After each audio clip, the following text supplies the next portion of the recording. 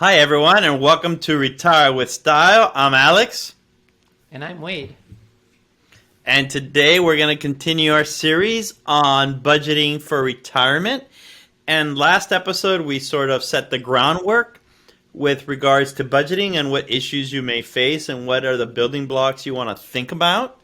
Effectively, we're quantifying your goals for retirement or quantifying what risk you want to take off the table.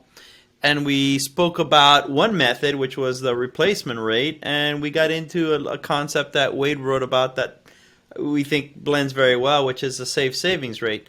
Today, Wade, what are we going to be tackling in terms of budgeting next approach? Yeah, so today what we want to get into is actually, if you're more like me and less like Alex and you want to actually budget, That's everyone. How do you think about doing that? How do you think about actually like defining the categories, collecting past expenses, looking at average expenditures over time, and then also thinking about how to translate that for retirement as well. So that's the objective for today. Okay, and one of the things that I want to make a point when we're talking about the replacement rates, and if you missed that, you can just feel free to catch our previous episode where we get into that. One of the, part science, part art kind of thing, part witchcraft, but one of the things that is actually tough when it comes to this is how do you account for changes in retirement? And one of the best ways to do that is just to get an actual sense from an itemized standpoint of where those changes could be coming from. And so to do that, to adjust for these numbers, I think Wade is right that a bottoms-up approach makes sense. And so that requires breaking down your expenses by categories. And Wade, do you want to talk about perhaps the usual suspects? And I'll chime in there when it comes to what retirement budgeting categories make sense for you to start trying to itemize? Mm-hmm. Yeah, and just before starting to talk about that, and Alex was even debating whether we should name them all, but I think it's important. But to be clear, you can have much fewer categories if you want to merge things together. You could expand out categories. Some of these categories we'll talk about subcategories, and so it's really the sky's the limit. Whether you want to reduce what we're going to talk about into 5 general categories or whether you want to have 30 different categories, that's up to you. But at least what we're going to talk about now, I hope will at least hint at or mention most every possible type of an expense someone might consider for retirement. So what we're getting at is we're going to go into a little bit of an exhaustive list of items you want to think about. So for those of you that like to collapse categories, I suggest you go to your podcast settings and where it says 1.0, 1.5, or 2.0 in terms of playback speed. Let's go with the what? What do you think, Wade? 1.5 playback speed? If you're trying to get through this faster. Yeah, if you like to collapse the categories. If you want to just listen in and immerse yourself in it, leave it at 1. Right, Wade? That's right. And also note that these general categories are in alphabetical order, so there's no specific ordering preference here, but also that mentioning how you can merge categories, I do use a general home expenses category that actually probably combines at least about 10 of what we're about to talk about. I don't try to make that refined of a distinction between some of these. But I think that's all the caveats before we get into the actual list of things. Fire away, man. Let's begin. And so again, in alphabetical order, we've got charitable contributions, if that's part of your budgeting, so charitable giving. And next would be clothing expenses. And like I said, I do put a lot of things together into just a general home expense category. And so clothing is something I don't keep separate. I just put it into a big home category. But clothing expenses. Credit card rewards, which if you like to play around with some of those opportunities with credit cards, this is a negative expense. But I like to include it to just be able to keep track of, especially something like travel. If you're able to, say, get a flight ticket with points, I would like to add in the estimated expense of that so that I could increase my travel budget by that amount for the purposes of future projections. I want to know how much I'm spending on travel, but then my overall spending for that year would then be offset by the negative value of that expense that I put into this credit card rewards category. So either cashback type rewards from credit cards, or using the points to cover expenses and then estimating those expenses and offsetting them with a negative expense in this credit card reward category. So wait, what's in your wallet? I like the, I don't know if I should be naming. No, I was just wanted to see if you'd pick up on the commercial. I don't worry, I don't care. No, I've got one I'm quite happy with. That I wanted to see if I could get their, you. basically like a 2.625% cash back on everything except travel, which is actually a 3.5% cash back. And I don't think people realize Wade's a bit of a point snob when it comes to his hotels and airlines. He loves to rack them up, don't you, Wade? I do love to rack up the airline points, especially because with my family, when we are able to make a trip to Japan, that's a very valuable use of points. I do have a ton of hotel points that I really don't find that much use for, but so I'm not so happy about racking those up necessarily. But they can be a lot of value there. All right. Just to continue it, there's also I'll take the baton, Wade. There's debt repayments. That comes in the form of mortgages, and when we spoke about the last episode, mortgages something that most likely will be changing as you retire, but it's still a line item in the budget. Car loans, another thing that could change, and there's also car payments that we'll get into later. Educational loans, credit card, and just other general types of loans you may have. That's something you definitely want to have itemed out, because those are things that aren't as constant pre-retirement as post-retirement, and you want to know potentially where that change is going to come from. Entertainment. Well, Go a on, couple sorry, other Wade. comments there too. Like with credit card payments, that's going to be something that you kind of have to back out of if you're downloading all your expenses through some website or through the credit card statements. Paying the credit card bill isn't really an expense if you counted the actual spending as the expense. If I you was do thinking have more interest- loans where maybe you didn't pay in full, and so you have some right. repayments. Right. Interest on credit cards would be something you'd want to specifically tease out and include in the budgeting potentially to know past expenses. And then also something like mortgage payments, you want to be careful, because if you're putting money into escrow to pay like the property taxes or homeowner's insurance, that might be an expense you forget to actually include in your budget, so that when you finish your mortgage payments, that mortgage payment doesn't simply just drop to zero for you. You now have to pay for the property taxes and homeowner insurance. And you want to make sure that is, you could accidentally hide those payments in your mortgage payments and forget to include them. Yeah, that's a good point. When we talk about how things might change in retirement, forget to include property taxes in your retirement budget, which would potentially be a big mistake if you're underestimating your spending needs. Then you have entertainment, hobbies, leisure activities, those kind of items. And this is something that, right, you're retired, you're not dead. You want to enjoy your retirement, and there's things that you should be budgeting in for. It goes back to the 4 L's. This is the lifestyle category, and there's things you want to be doing. You want to avoid the great divorce, right? You need some quality time with your spouse, if you will. And so you make time for entertainment. Food, a line item for food. You have groceries, restaurants, gifts. And on this, that, go on. you can do, like, I do keep those separate, actually. I consolidate a lot of categories, but I do have separate categories for, like, groceries and then for restaurants.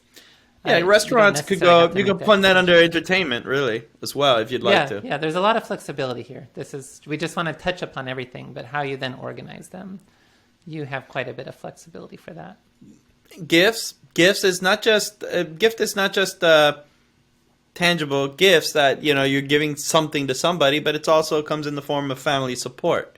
So educational expenses, family support, those fall into the category of gifts. Wade, something but it there? Can be the gifts too. Yeah, I mean just the. Yeah, it could be an iPhone too, but it's beyond just that, tangible, if you will. Healthcare expenses, and this is a doozy, and you could have, we'll have podcasts just on this alone. whole arcs on this, but effectively that's insurance, Medicare premiums, out-of-pocket expenses, dental, vision. Just trying to think, did I get them all? Wait, is there anything I could be missing there? Just all sorts of Uh, healthcare expenses. well, it's, yeah, insurance premiums and then out of pocket type expenses not covered by the insurance. But this is something that might change quite a bit in retirement. Anytime somebody changes their health insurance, you might see big changes here, but particularly at age 65 when you switch over to Medicare. Your past, it's good to keep track of this, but you might need to make adjustments. And depending on how subsidized your health insurance is, it's possible you will either be spending more or less after switching to Medicare. Yeah. And for the joys of home ownership, you have home maintenance, right? Landscaping, snow removal, depending on where you live, pool cleaner, depending on where you live, home security, HVAC, etc. By the way, Wade, we're getting a new air That's conditioning cool. tomorrow delivered. And I have to say this because I think everyone can relate. There were only 3 of these air conditioners available in the city. It's like my wife said, we'll take it. Right. It's just because it was, with the way things are going. But home maintenance is an issue. I mean, wouldn't you say, Wade? Yeah, yeah, and also like home cleaning, pest control, that sort of thing. But this is another area too where maybe in early retirement, everyone's different. Like perhaps you're paying for a house cleaner while working. If you're going to then clean the house yourself, you could lower that potential expense. But then later in retirement, maybe you're doing your own lawn mowing and so forth. But at some point, you might need to outsource that as it becomes increasingly difficult to do on your own. So Well, that's I another think my area where father-in-law there is could be taking a different changes. track. My father-in-law thinks he's doing more and more home repairs as he gets older. Yeah, so that could be a way to save. You have more the way to use your time. You might be able to take care of some of the things that you outsourced prior to retiring. Although that may cause a spike in healthcare expenses if the ladder wobbles the wrong way. That's true. So that's definitely Okay. something to take care with. Now, do you personally collapse home expenses like rent or HOA dues, repairs versus home maintenance? Because it could be overlapping there a little bit, right? Uh, I do, yeah, generally keep those separate because these are specific categories where if you know about a move in retirement, like rent, you can be more specific of, okay, I will allocate X number of dollars per month for rent in an apartment. And that's, if you own a home now, but you're thinking of rent in retirement, it might be this category that you call property taxes / rent because pre-retirement is property taxes. Post-retirement, that could be where you keep track of the rent. Also, HOA dues, if you're thinking to move, you might as well just keep that separate so you can put in a specific estimate on any HOA dues that might be. And then home repairs, you could count in home maintenance, but I think a lot of the home maintenance expenses are more fixed. Like if you're paying for this service every month, you know that those are somewhat fixed, whereas home repairs does have that element of Something's maybe broken in and one needs year to you be pay fixed. 0. Yeah, but you're getting the new HVAC tomorrow. That's probably something I would fit more in the. It's Yeah, not a you're right. repair It's in not that an case, HVAC but it's tune-up. It's not like we're changing the yeah, filters and it's a monthly kind of time to change the filter or whatnot. This is, a completely new system. yeah. So that's something I might repair wouldn't be the right name there, but that's the kind of Replace. expense that. Yes, the potentially large one-off types of expenses Yeah. could go into that separate category. Then you also have insurance premiums. Insurance premiums, that's home, life, auto, umbrella, disability, long-term care. You have that. Now, Wade, what do you think about long-term care? I'm splitting hairs, I know that, but trying to answer questions that people could be asking as they're listening. And so you see insurance premium, and all of a sudden they see long-term care. Hey, do I put that Insurance. under insurance premiums or do I put that under health care? Oh, well, it's if you just have one insurance category, they go together. But Yeah, that's true. yeah. I mean, that's a good point. You could bundle long-term care related expenses into healthcare, but this long-term care is another area where, well, if you have insurance, you know there is a fixed expense every so often. but there could be more volatility. I think it might be easier to keep long-term care separate from healthcare, which may surprise people that a lot of times when you see annual estimates of, say, this is how much retirees can expect to spend on health expenses in retirement, that doesn't include long-term care. Long-term care is usually treated as a separate category. And so I would approach this as treating healthcare and long-term care as separate categories, though, yes, there is flexibility to find a system that works for you. And if you want to combine them, I will not object. Well, but the beauty of Retire with Style podcast with Wade and Alex is that it's by Wade and Alex. And so if Wade wants it in the insurance premium, it goes in the insurance premium. Yeah, good to be the king. Memberships, you hear it's, this is where you have your silver sneakers, right? Fitness, civic organizations, warehouse, season tickets. And who knows? Nowadays, it's your pickleball club membership dues, right? Country clubs, too. You got to fit somewhere if that's part of the budget. But yeah, anything where it's kind of that fixed ongoing expense.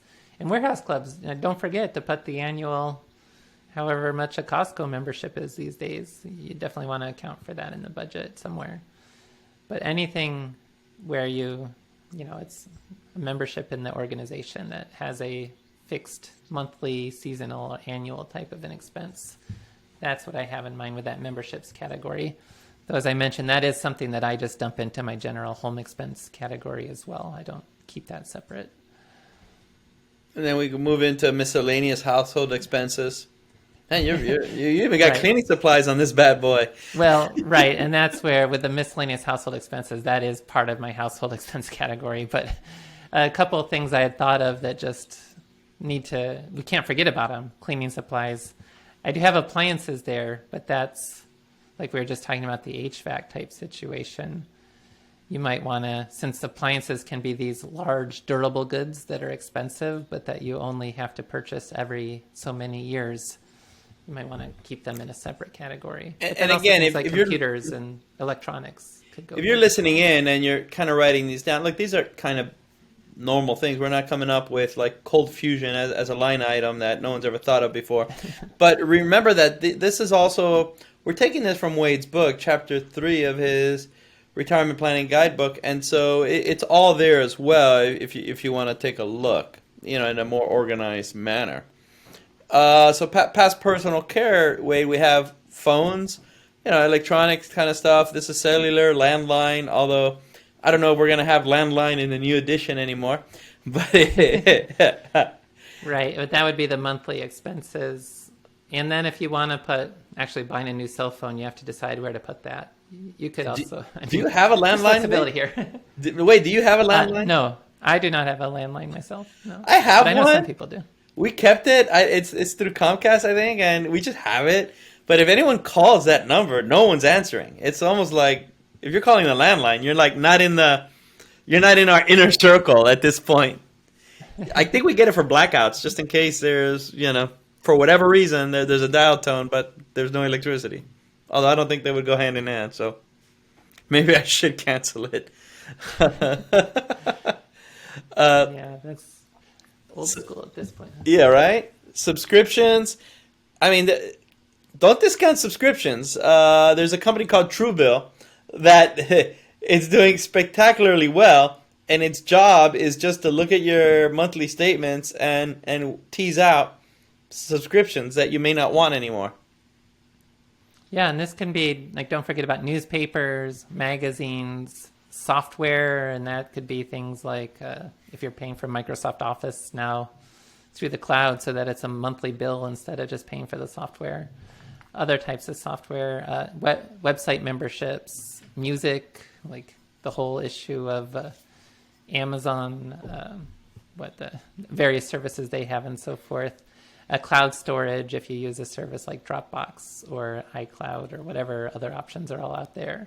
Just those kinds of ongoing bills that you face is what I had in mind with the subscriptions category. And what's under taxes, and more taxes, Wade? Yeah, taxes. You got federal income taxes. You've got any payroll-related taxes, Medicare, this would be pre-retirement. I'm thinking of Medicare premiums as going with healthcare, but pre-retirement Medicare, the part of the FICA tax, state income taxes, property taxes, and then any other local taxes as well. As you know, the government sure do take a bite. Yep, they want their share of the pie. And, and again, we put phone out there. And just looking at this just shows you how different strokes for different folks, right? But we even have a line item for television internet, which is internet, cable, TV, streaming services.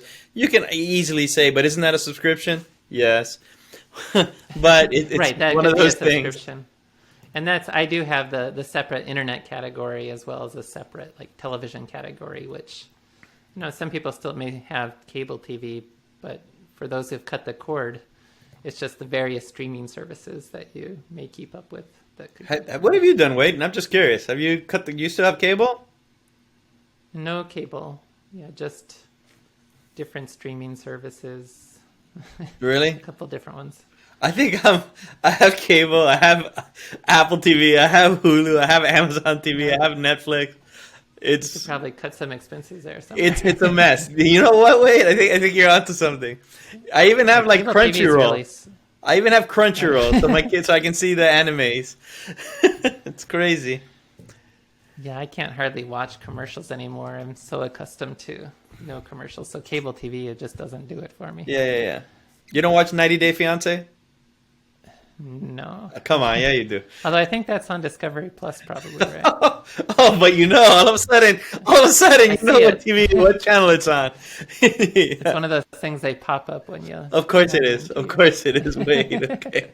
All right, transportation. What do you got under transportation?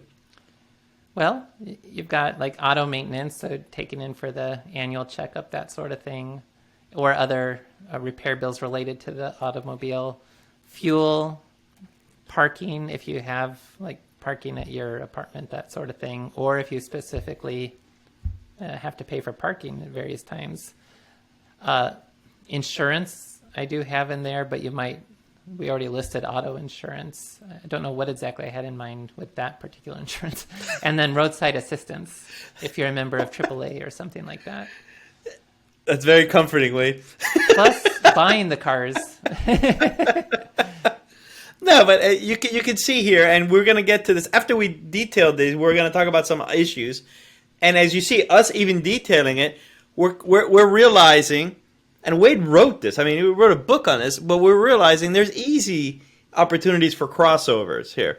And, budgets are like a snowflake, right? There's millions of them. No two are alike, etc. So make it your own, but we're just highlighting some broad strokes where there's opportunity for, line itemization. Mm-hmm. Travel. What could go under travel? Well, you might want to separate it by season. You might have your summer travel, your fall travel, winter travel. Wow, but you want to make sure. It's like sure a first world problem, Wade. Right. Wow. But flights, hotel bills, travel insurance. And that would be one, like if you're adding in the supplemental travel insurance for a trip. Local transportation, if you're like renting a car or counting up all the Ubers and things like that. And then, do you want to count things like admissions tickets if you're going to theme parks or other like Broadway shows? Where would you budget that? You might count that as part of your travel budget, unless you live in New York City and go to Broadway. Or it could be straight up entertainment. Whatever you think. Yeah, that could also be part of entertainment. Now, your food, when you travel, you can decide, like if you're going to more expensive restaurants as part of the travel, do you want to count it as travel, or do you just want to throw that into your restaurant budget? But definitely any kind of transportation related to the flight, local transportation, hotels, Amtrak, all those kinds of bills tend to go into the travel budget. Wait, I can tell you spent time in the Mid-Atlantic, because I don't think anyone would say Amtrak unless they were taking that corridor from D.C. to New York. Boston and D.C. Yeah. They hit, D.C., Baltimore, Delaware, Philly, etc., New York, pretty much. I've done that many times, the Acela Express. Exactly. I don't think I even fly into New York anymore. I can't remember the last time I flew into New York. Utilities. What do we got there? Yeah, so water bills, electric bills, gas bills, if you have home oil related bills like propane, so forth, waste disposal, sewage, just anything that, is a monthly type utility bill that you need to pay. Man, if you have a line item for propane, you'd like to grill. And propane I mean, accessories. invite Wade and I to a barbecue in the next available weekend. We'll be there. Alex reveals he has not been in the Midwest very much. Yeah, That's pretty like home much. heating for a lot of people. All right, and then special large expenditures. Here we got the bar mitzvahs, huh, Wade? Yeah, this is something, a category, like if there's just specific, either one-off or occasional type of expenses that you just want to keep separate. So if you are planning to pay for a child's wedding, you might just treat that as a separate one-time expense. Automobile purchases is something you want to think about, like budgeting, how frequently and how much do you want to budget for those types of every however many years that you purchase a new car. Major home renovations, so that could be replacing the roof. That could be Alex's new HVAC if he wants to just keep that somewhere in a separate category where this is a lot of years, these might be zero in this category. But then you might have a year where you have a $20,000 expense there, or even more for like a car and so forth. But trying to keep that separate. And also if you have any unique trips in mind that go beyond just the regular travel budget. But if it's a special one-time around the world trip or something like that, I think that could be substantially more expensive than your usual travel. You might put that into a separate category. I think what helps with this, Wade, for these special categories, even some like travel and things like that, is this is where mental accounting, at least for me, works very well. And that's where you create like an envelope system around these things. Like you build up to it. Like you put $20 a month, or whatever the number is, $200 a month, or whatever your number is. Let's say the special, like the wedding is $10,000, right? And you suspect, well, wedding's more unpredictable. But let's say there's a special trip that you want to take in 5 years to Bali or whatnot, right? That's where you can start putting away a certain amount per month. So by the time that time comes around, you have the money there. From a budgeting standpoint, that kind of works. Worked for me when my wife and I were in our formative years, just trying to save up for special trips. Just having an envelope system around that. Thank you, Wade. Mm-hmm. Thank you. And then, yeah, great idea, Alex.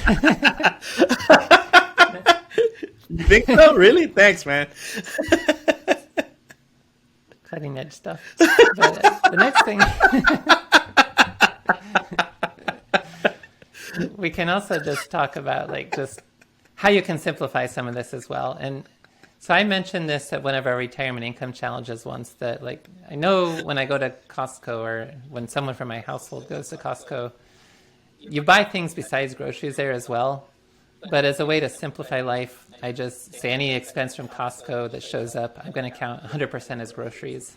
And that's wrong, but it's going to be wrong in a consistent way that, okay, I'm overestimating my groceries, but I'm underestimating other categories by an equal amount. And over time, really what I want to know is what's the total expenditures. And so you can, this is true for any kind of store where you're buying, like one receipt includes different types of expenses. What do you do with that? Well, that's where either I call it all groceries or I call it all general home expenses and don't really worry about any sort of precise way to break that down. And somebody at that retirement income challenge mentioned that, oh yes, I do that as well. And that's like, it's just a matter of how detailed you want your budget to be. If you are trying to use your budget as a way to reduce expenses, the more refined you make it, the better it can be. For me, I really just want to know how much I'm spending, and that's where, even though Alex is going to say I have too many categories and I'm spending too much time budgeting, I don't try to break down a receipt into different categories. I'm just going to throw it into one category. Wait, I would never say that about you. That's on you, man. That's on you. I didn't even. And the other issue is cash. When you go to the ATM and you take a withdrawal out of the ATM, how do you account for that? Now, these days, I use so little cash that I just simply don't worry. I count any ATM withdrawal I count as part of my general home expense category at the time I took those funds out of the ATM, and then I'm done with it. I don't worry about saving any sort of receipt or anything. Whatever I do with the cash, I already accounted for it in my budget as, okay, I took $200 out of the ATM on this date. That's the expense. So that's another way you can potentially simplify some of this. Because the other big issue is if you use credit or debit cards for most of your spending, you get all these details, and then it's just a matter of classifying into the categories you want for each individual bill that's billed to that particular card. What's your take on big ticket items? Like this big 1 year amount. Do you kind of like spread that out, or you just take the hit that 1 year from the budget, even though you enjoy it for like the next 5 years, like a car or something like that? So that's like, suppose you spend $25,000 on a car and you buy a car every 5 years. Your options are every fifth year you have a $25,000 expense and zero for the other 4 years. Or if you amortize it, that would be, okay, I'm going to divide that and put $5,000 each year for the 5 years. I prefer to just keep it as the one expense. So I'd have the $25,000 in 1 year and then zeros for the next 4 years. But the important point coming out of this, and big ticket items is a great example, but it's true for all these other categories too. If you do this kind of budgeting, you're probably going to notice your expenses fluctuate quite a bit from year to year. And so it's not really just the spending in 1 year that ultimately matters. It's more, what is your average spending over 5 or 6 years? And that way you can then account for these one-off expenses. And so either way, if I look at my spending over 5 years, it doesn't matter if I put that $25,000 car bill in 1 year and zero in the other years, or if I spread it out $5,000 each year, I'm still going to have the same average spending of $5,000 a year. And that's how I would account for that. And also with the inflation issue, if you just put it all in 1 year, then you can more easily adjust that amount for future inflation. Whereas if you're amortizing it over time, you get into trickier questions about what that means for your inflation adjustments. I couldn't agree more, Wade. I mean, this comes up with clients when when you're doing these cash flow based plans, and it's just a nightmare to try to make these budgets quote unquote gap compliant, if you will. It's like, who cares, man? We're just trying to get a good sense of it. And you're right. It's this rolling average is actually more important. But you're speaking of something that there's a variability in the budget that's inherent to the exercise. But what are some potential line items that we mentioned that could increase, and what are some that could decrease? Yeah. So when you retire, for expenses that might decrease, we actually did cover these in the previous episode, but it's worth just mentioning again. So child rearing expenses will likely decrease once your children have grown. If you've paid off the mortgage, the mortgage payment or the interest on your mortgage and so forth will go away from the budget. If you're not paying payroll taxes once you leave the labor force, and though there's some question about what your overall impact on income taxes could be, for a lot of people, probably they'll be paying less income taxes as well after retiring and not having that labor income as part of their adjusted gross income. You don't have those other work-related expenses. Now, there's the whole housing issue. If you move, if you're downsizing, you might be able to cut a lot of expenses related to housing. And then also, if you are doing more home maintenance after retiring, or if you're downsizing, your property taxes may decline. Your other home maintenance bills could potentially decline, at least in the early retirement years. So those are the main expenses that might decrease. What do you see going up? Yeah, so with increasing expenses, the one particular issue is just in early retirement. This is where every day becomes a Saturday, and so you might have all this built up energy to have leisure.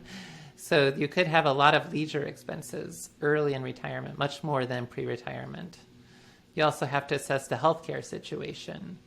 And depending on how much your health insurance was pre-retirement, Medicare could lower your health care expenses overall, at least in early retirement.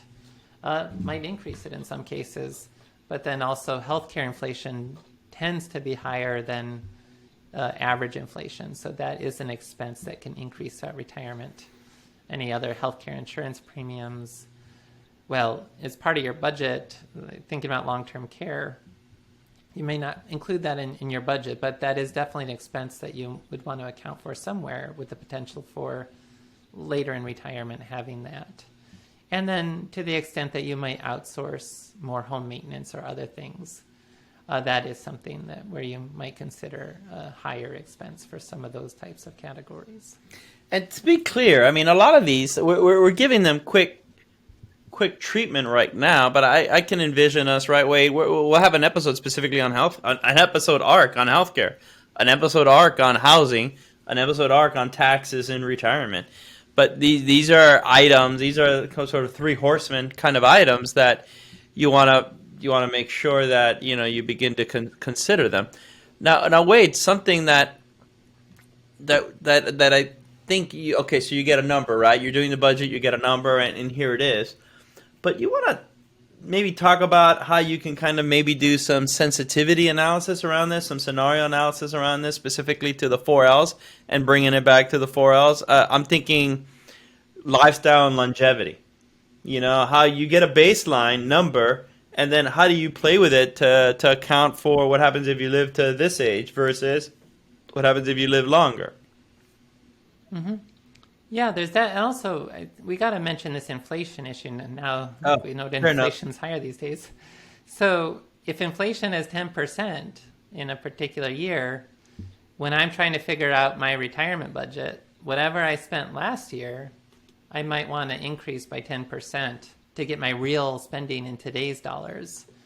And so that can be a part of this budgeting process. But then, the next step is making these adjustments. And especially with something like healthcare, you do probably want to assume whatever you figure out is appropriate in the early retirement years, you might increase that.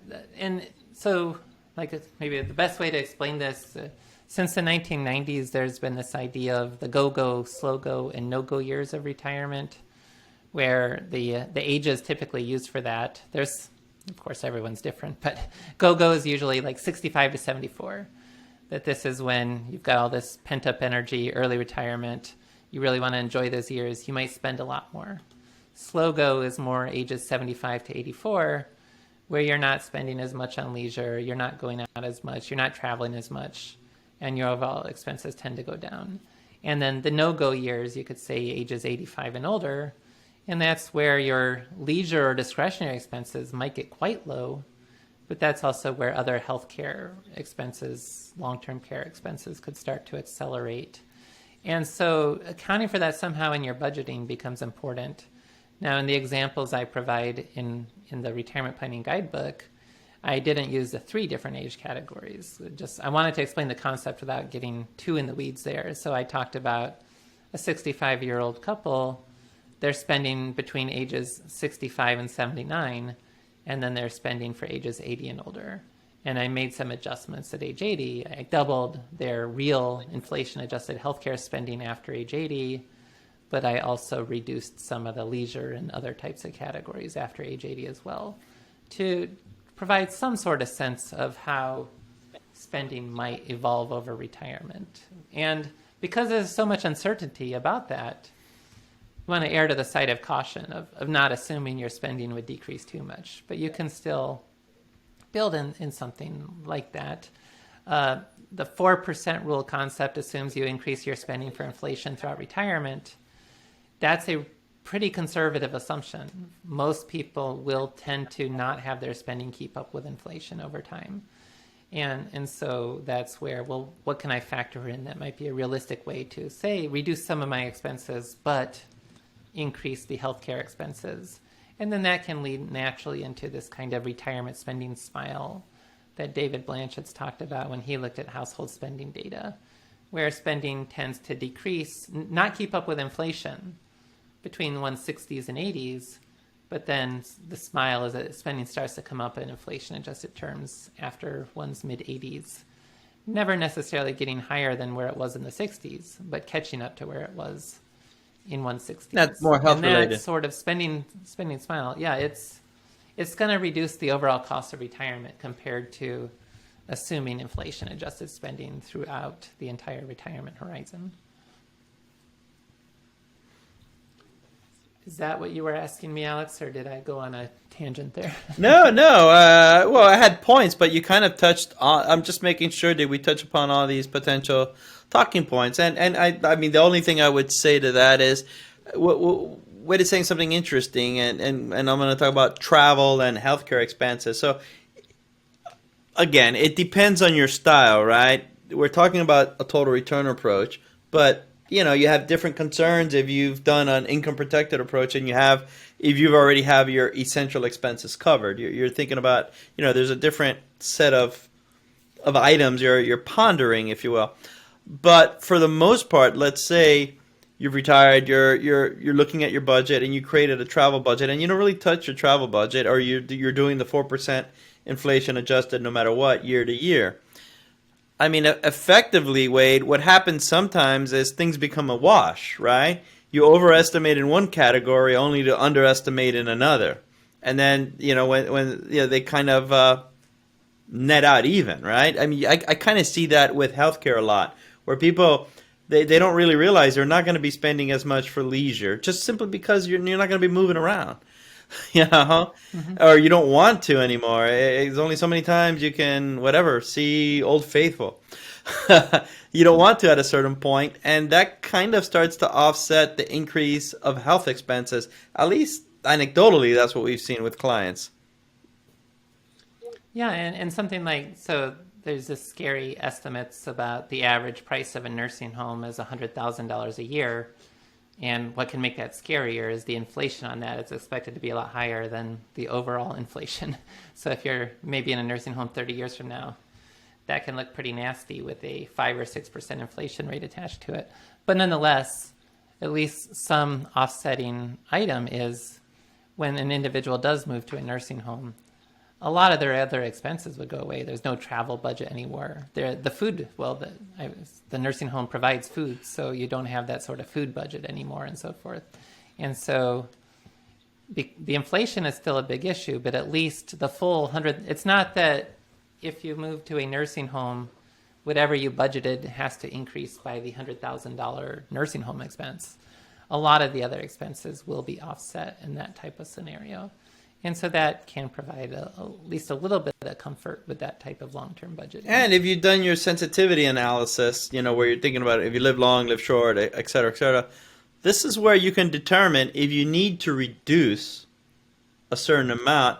You're kind of reducing it by the amount that you could still enjoy retirement. Sure, you may not travel as much, or sure, there may be some leisure stuff you don't do as much, but it's still, there's an acceptable floor around that what it is, and that could help you sort of horse trade a little bit with regard to unexpected contingencies.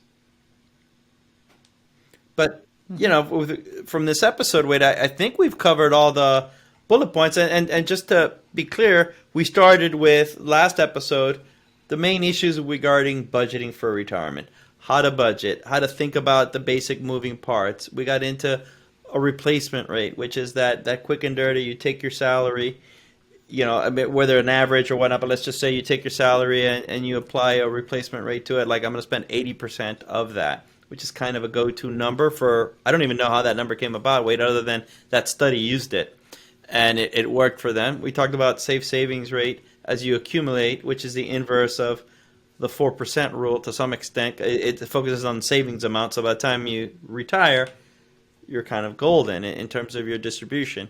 Here, we took another approach to budgeting, which is really line itemizing that out.